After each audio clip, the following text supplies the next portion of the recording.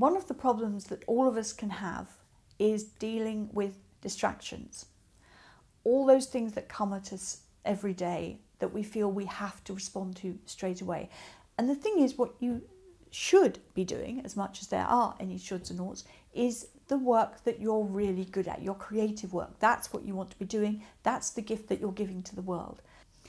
And so we get caught into other people's agendas as well. And we then get stuck on doom scrolling through social media rather than being disciplined and just doing 10 minutes at a time.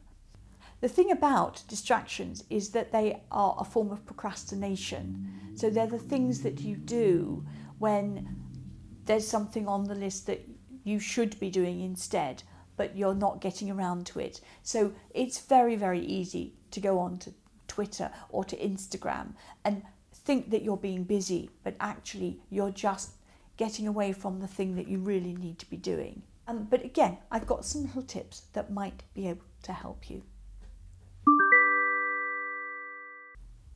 One of the easiest things to do is to set an autoresponder for your email, so that when someone sends you an email, they get an email back saying when you're going to reply to them.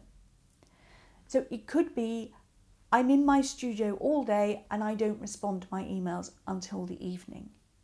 Or I'm going to be at a conference for 2 days and won't be able to get back to you.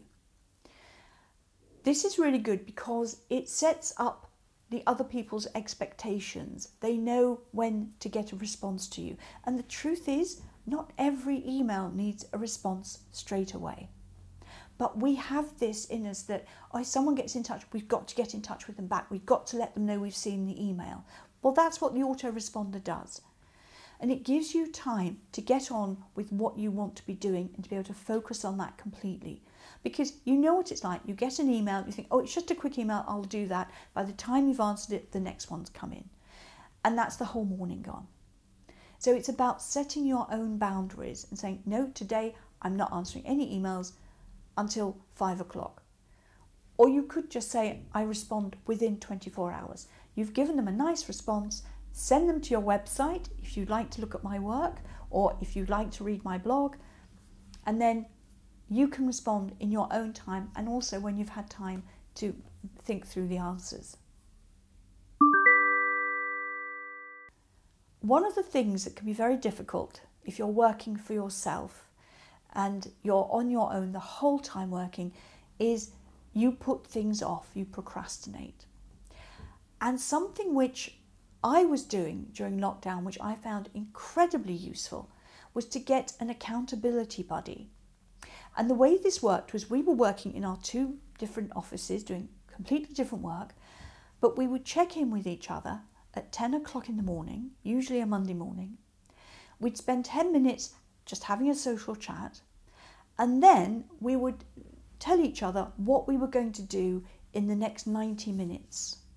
So I would always come to the session with something planned out to do. And what we would do over Zoom, we would turn our microphones off, but we'd keep our cameras on. So we would both be working in our separate offices. We could look up and see the other person working. And then at the end of the 90 minutes, or however long we decided, we'd turn our microphones on and we would tell each other how far we'd got. And it was amazing because as soon as you know you've got somebody at the other end that you've got to tell, you've got to be honest with and say what you've done, it really helps you concentrate.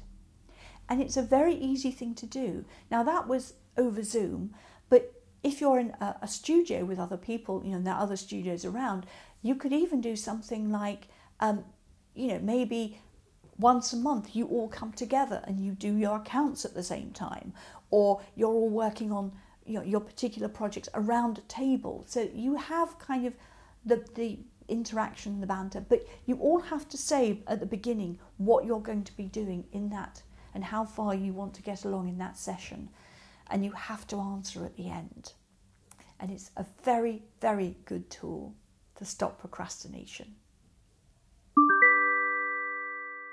The last tip is all to do with technology, but it's such a brilliant idea. On your computer, you have to set up a user so that when you go into it, you have all your programs, all your documents. Now, this trick is really good. I learned it from someone else, which is set up another user on your computer that only has access to the things that you really need to be doing when you are in that user mode. So perhaps it might not have access to the internet. Perhaps it doesn't have all those links to your social media. I know a writer particularly who has, the only thing he has on there is a particular software that he uses for writing, nothing else. And if he wants to distract himself, he has to come out of the user and go into his usual user. And he says, the thought of it is like, oh, it's so much trouble, I might as well just carry on with what I'm doing. And it gets to the point where he actually then doesn't think about it. He knows that when he's in this place, he's in that writing mode. So it's quite a simple thing to do on a computer, but it can make all the difference because it just stops you doing anything, as long as you put your phone in a drawer as well.